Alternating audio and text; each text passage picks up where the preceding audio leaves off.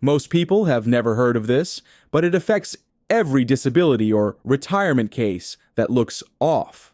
Inside the Social Security Administration's Office of Inspector General is a specialized arm called the Intelligence and Analysis Division.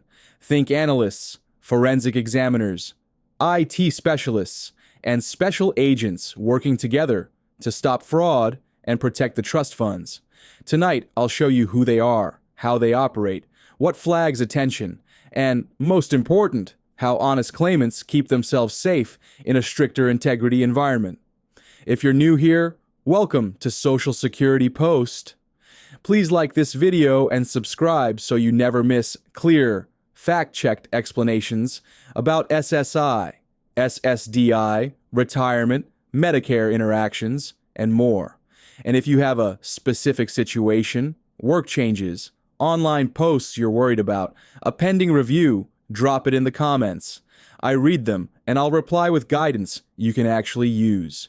Inside the SSA's Inspector General, the Intelligence and Analysis Division supports investigations by turning raw information into actionable cases. It's not a spy movie, and it's not a free-for-all. It's a unit with a defined mission, reporting structure, and rules. Their people include investigations analysts who sift patterns, forensic specialists who examine documents and technical evidence, IT specialists who work on data systems, and special agents who can coordinate field support with other agencies. Their job is simple to say but hard to do. Find vulnerabilities in SSA programs and stop fraud and abuse before dollars go out the door, or recover money when they already have. Here's why they exist. Social Security moves enormous sums every month, and even a small percentage lost to error or fraud means real money that can't support people who truly qualify. IAD gives the Inspector General eyes and ears across multiple data sources, ensuring leads actually connect to facts.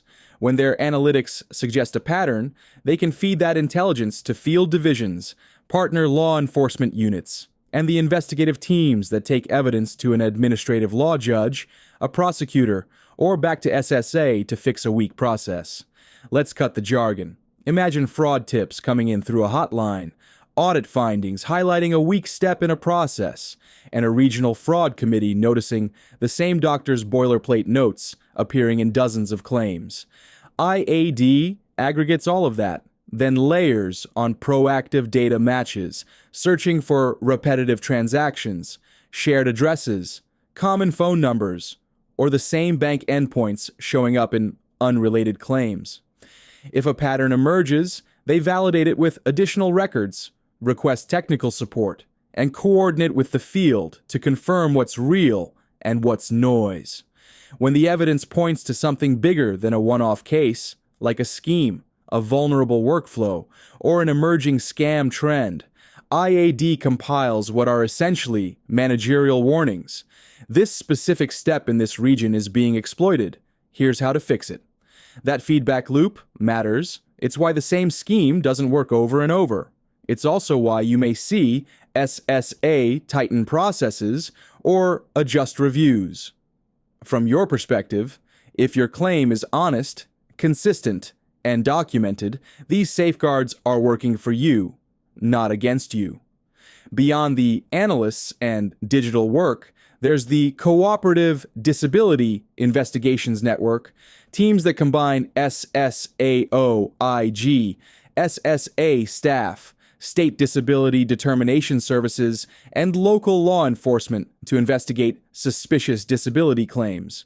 Coverage is nationwide using regional hubs, which means a questionable pattern in one state can be worked efficiently without duplicating an entire office in every county. CDI reviews can help deny a fraudulent claim before benefits start, or help cease payments where evidence contradicts alleged limitations. Recent public reporting shows these efforts translate into real outcomes. hundreds of claims denied or ceased each reporting period, tens of millions of dollars in projected program savings, and additional savings to non-SSA programs like Medicaid when a fraudulent disability claim is stopped before it cascades into other benefits. The bottom line is that integrity efforts are not theoretical. They're measurable, and they're expanding. Again, that protects the trust funds and speeds approvals for people whose documentation and daily life match their claimed limitations. The most obvious flags come from repetition and contradiction.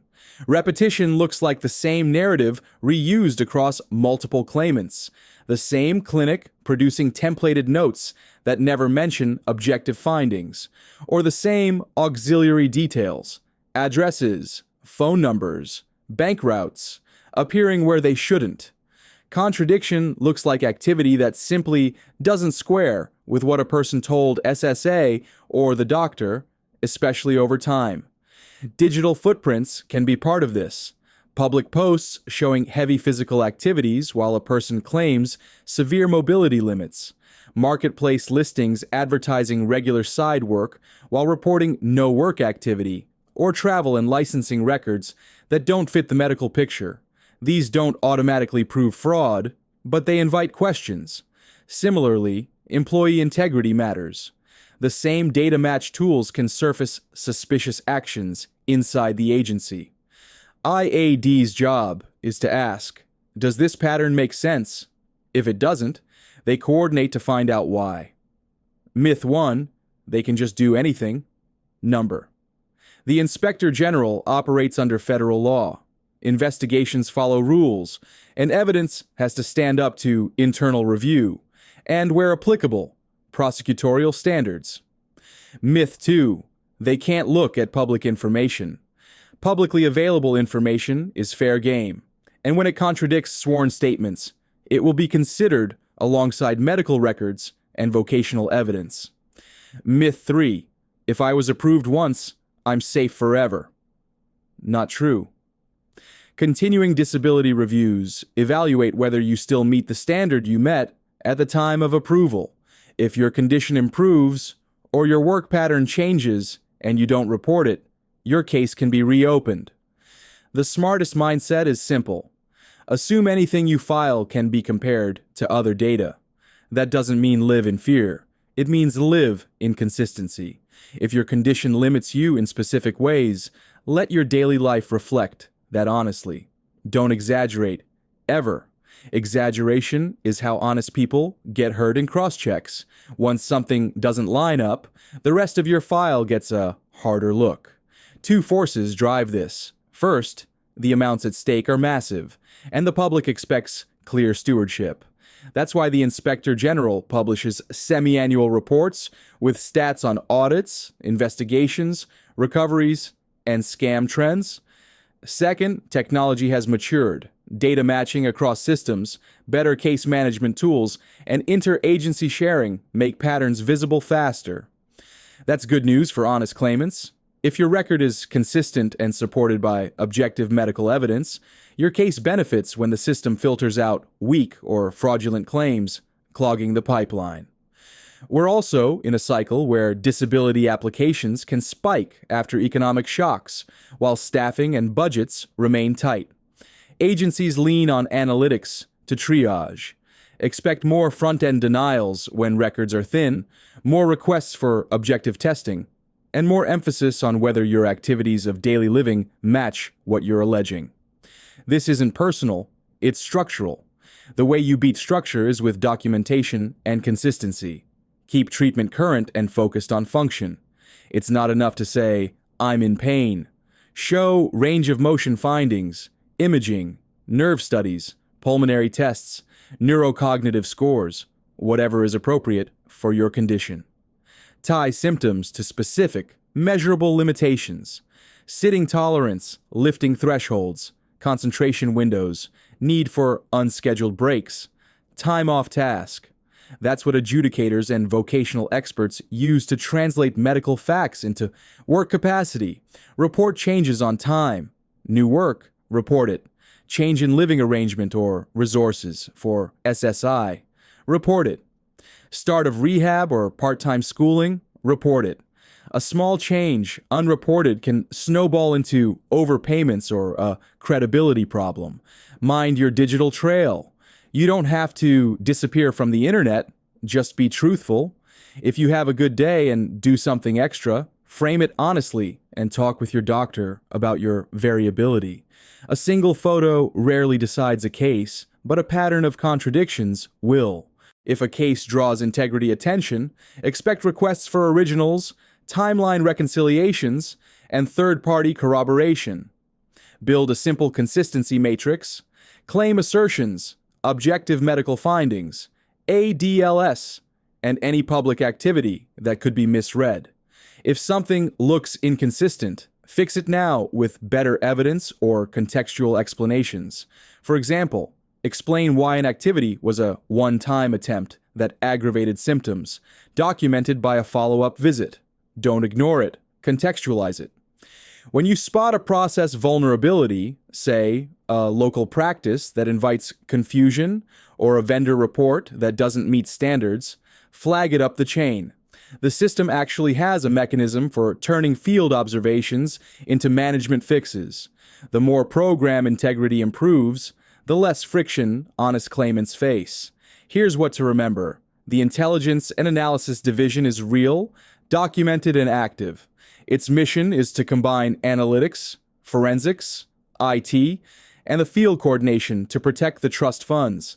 The Cooperative Investigative Network can and does stop improper payments, and the tooling will only get sharper. If you're honest, consistent, and well documented, integrity improvements help you by clearing the path and focusing resources where they belong. If this helped, please like and subscribe to Social Security Post so we can keep producing accurate, timely explainers. And if you have a specific situation, maybe you're worried about a post online, a side gig, a pending review, or a confusing letter, ask in the comments. Give me the key facts, and I'll reply with clear next steps tailored to your scenario. Stay safe, stay truthful, and I'll see you in the next video.